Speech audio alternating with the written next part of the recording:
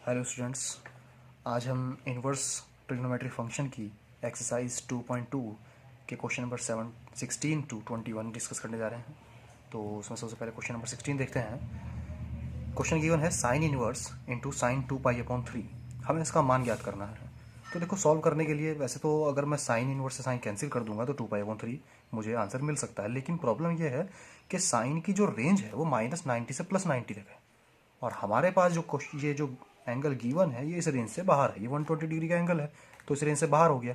तो हमें क्या करना होगा, पहले इस एंगल को इस रेंज में लाना होगा, तब हम जाके इसको इससे कैंसिल करेंगे तो मेरा आंसर आ जाएगा।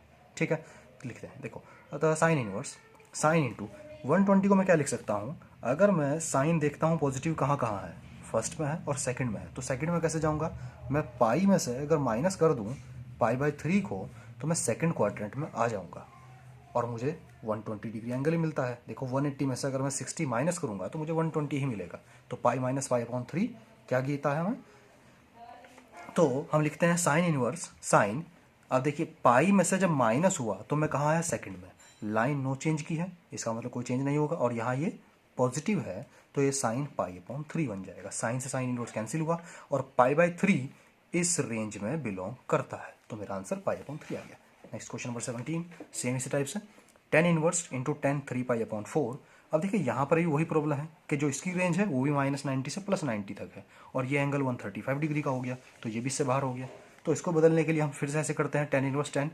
अब यहाँ पर देखिए क्या है, 3π/4। वैसे तो ये एंगल पॉजिटिव गिवन है, लेकिन अगर मैं इसको पॉजिटिव डायरेक्शन में लेके चलता हूँ, देखिए 10 फर्स्ट में और थर्ड में पॉजिटिव होता है।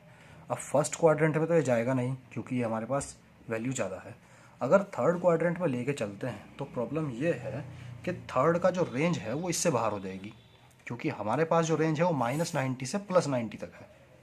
तो हमें क्या करना पड़ेगा, इसको फिर से वापस किसी दूसरे क्वाड्रेंट में लेना पड़ेगा।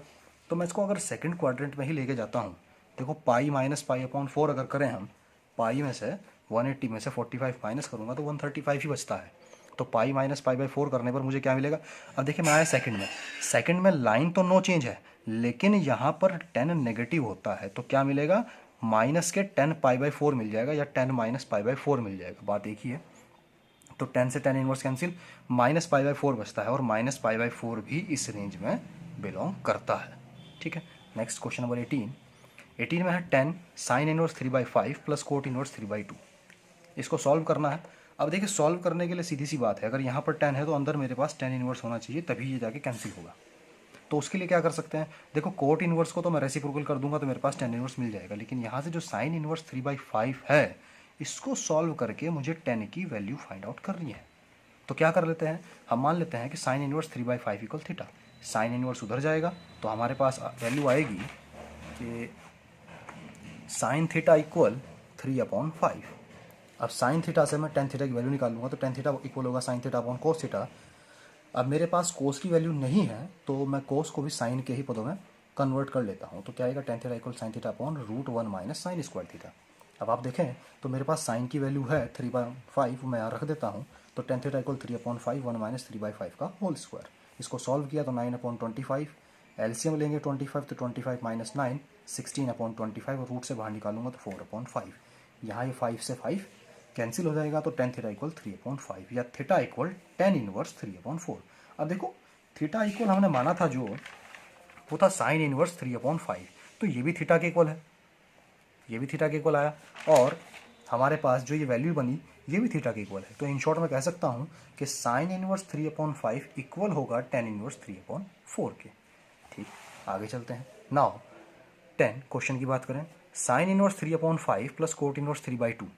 हम क्या करें, यहाँ पर साइन इनवर्स 3/5 की वैल्यू हमें मिल गई 10 के पदों में, वो रख देते हैं। तो 10 इंटू टेन इनवर्स 3/4 प्लस, रही कोट की बात, तो एक फॉर्मूला मैंने एक आइडेंटिटी लिखाई थी कि कोट इनवर्स x इक्वल क्या होता है, टेन इनवर्स 1/x। तो क्या होगा, जो एंगल है उसका रेसिप्रोकल हो जाएगा।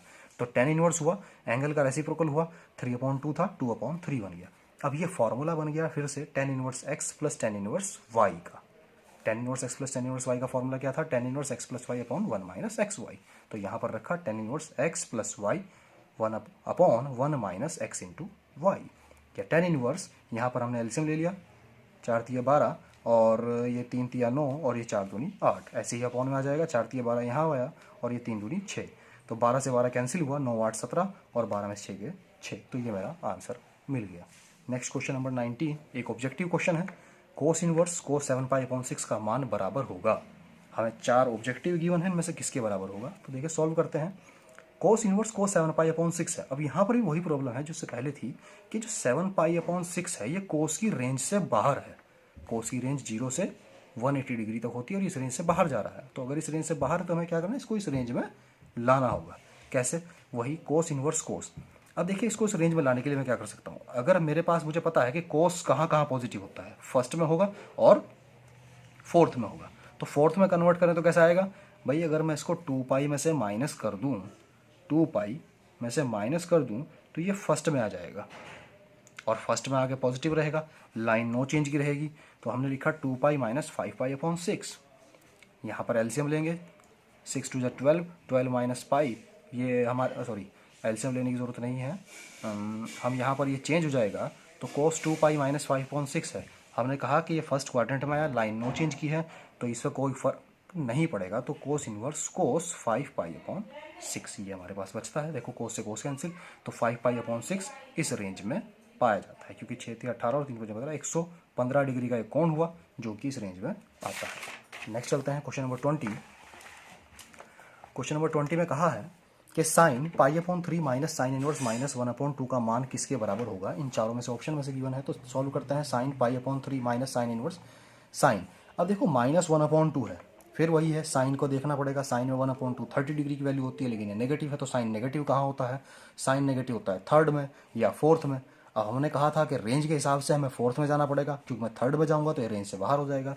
तो हम फोर्थ में जाएंगे तो कैसे, 0 माइनस करके, तो जब मैं 0 में से माइनस करूँगा एंगल को तो मैं फोर्थ क्वाड्रेंट में आ जाऊँगा और रेंज में भी रहूँगा। तो क्या रहा, साइन 0 माइनस π/6, साइन से साइन इनवर्स कैंसिल हुआ, माइनस माइनस प्लस π/6।